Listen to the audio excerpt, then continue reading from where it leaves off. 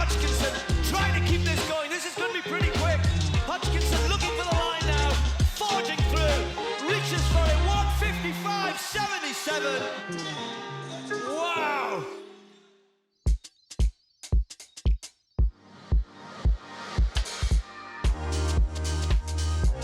Yeah, so I got into swimming. I feel like everyone does swimming when they're younger, or some kind of swimming lesson. And I went to a pretty decent level in that. And I was like, London 2012 for me was probably more about the Rebecca Linton and the so-and-so. But I was also, had done some running, ran from my local school, done some cross-country races. And they're like, oh, you should go down to the local track. And then I went down, until I had a bit of a talent for it, a bit of a skill. But then, I don't know, I didn't really like it at first, to be honest. And then I ended up sticking more to the swimming. Me and my dad would always have this debate, more of an argument, about how he would be like, I think you're better at running. And I'd be like, all right, so I'm a really bad swimmer then. And it would just go back and forth for years. And then eventually I was like, oh no, I'll go down to the track, and I really enjoyed it. And then I kind of just growth and developed through the rounds from there and on the pathways, and it turned out pretty well. I think the biggest inspiration was female-wise was probably Jess Ennis. I said this to her one time, I think after, she messaged me after the Tokyo Olympics, and I was like, oh, you were actually one of the big reasons I wanted to come back to athletics. I wanted to do the sport and I wanted to do really well, so I was very dedicated in that sense. But then, I still made sure I had time to do it on like sleepovers with my friends when I was younger. You know what it's like being like 13, 14.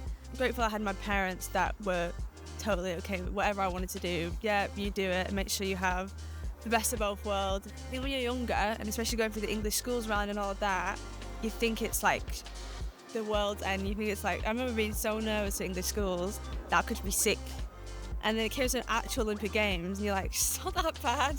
So I think you just got to enjoy the childhood first, and then everything comes when it's supposed to. Okay, see Keely straight in for a hug with her mum and dad.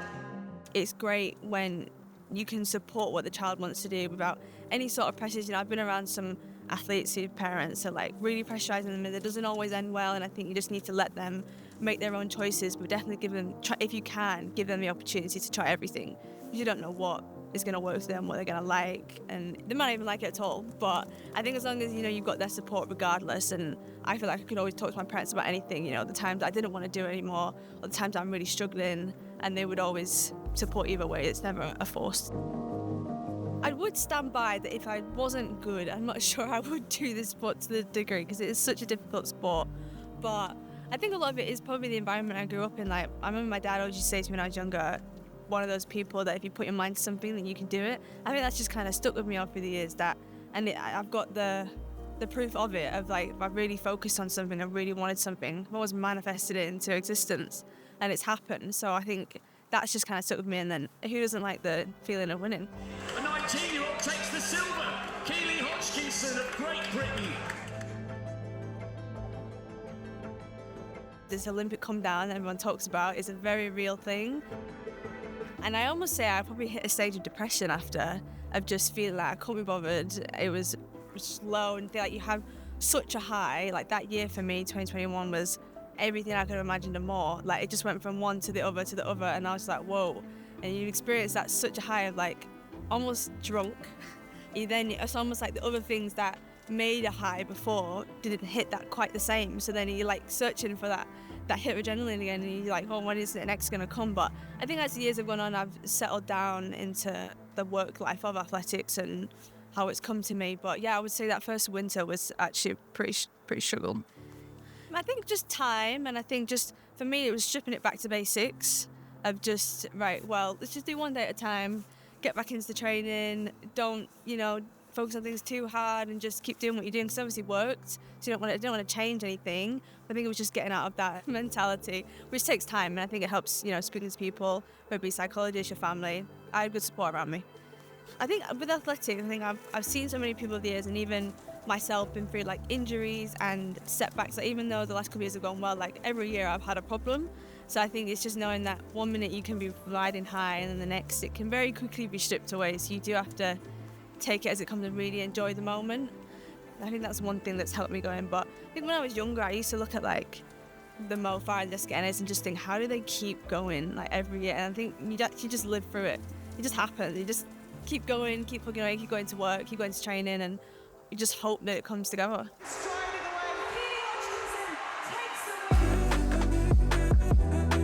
Training's been going okay. It's the same thing I've We've done the past 2 years. We've gone on a lot of training camps, go away to South Africa quite a lot. I didn't choose it, to be honest, and my coaches chose it. It's got everything we need. Like, now when we go to Potchefstroom, it is absolutely jam-packed. Like, the entire Britain was out there when I've just been, and you've got other nations coming as well, sprints and endurance, and even field eventers. Just got everything you need, the hills, the trails, the sun. I think the sun is a big reason why we go. And then we get to escape our horrible winter and go train in 30-degree weather, which is really nice. So it's something that I found that's worked for me over the years, so I stuck to it. But I think there's such a big year ahead. Like, I'm just excited. I think 2024 was the year I initially planned to try and make the Olympics. Like, Tokyo was a really, really nice add-on. I think this year is like, I'm a little bit older. I actually have the experience of already been to one, and now full-time athlete, I've been able to up the intensity a little bit and add in, like, it might be some more plyo drills, it might be more intense on some things or more core work. I put in a lot more last year, so now it's just another momentum of that, and hopefully we'll be even stronger.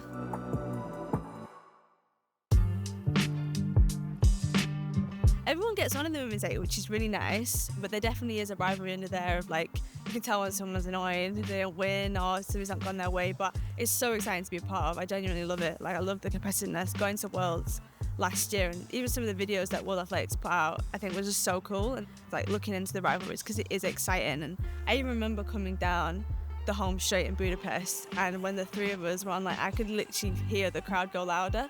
So that's something I think I won't ever forget. So yeah, it's really good to be a part of. There's a lot of the girls that I'm good friends with that have even jumped in, like, on some sessions with me before races. Like, I've got Australians that come over, and I get on really well with Latoya Gould, the Jamaican girl. But I think obviously everyone's there to do a job, but we're all staying in the same hotel. I think it definitely allows stability in such a chaotic life sometimes. Like, the amount of travelling that we do, it's just insane. Like, we're just never at home, and you're packing suitcases here and there everywhere. So it's nice to be around the same people and kind of go on the journey together. And the group that we've created now, like, more people have come to help me, help themselves. Like, it's just a really nice environment. And I'm quite lucky, to be honest, that it found me. I think I've always had an interest in fashion, but, so many trends come in and out. I think I'm still so young and still trying to find my way in that world. Done a few little things here and there, had a little bit of a taste, but a lot of that has come off the back of track and field. So I think, I really want to, over the next couple of years, like, delve into the opportunities that can come to me from track and field, but then they don't come unless the track is, pretty good. So I think it's just finding a balance, but it is really exciting. It's a completely different world, full of completely different people that do so many other, like, jobs, like actors and models and things. Everyone is so different, everyone expresses themselves so differently. It's just interesting to see how you could fit in that world, because there's so much going on there. I think it's just a really exciting position to be in.